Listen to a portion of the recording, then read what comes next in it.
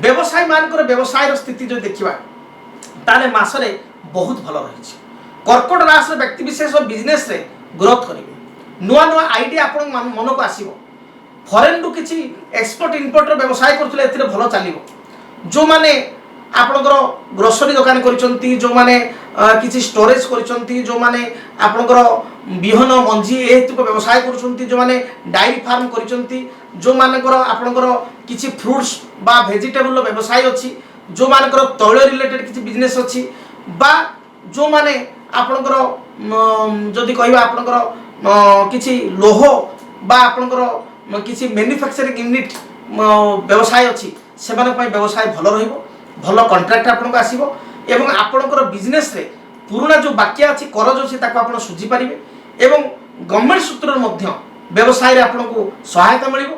जो loan approve पय आपण चाहू जदि लोन आपणकर अप्रूव हे जिवो। मोटा मोटी व्यवसाय माने ए मास रे भल दुई पैसा रोजगार करिवे। त व्यवसायिक स्थिति बहुत भल रहिछि।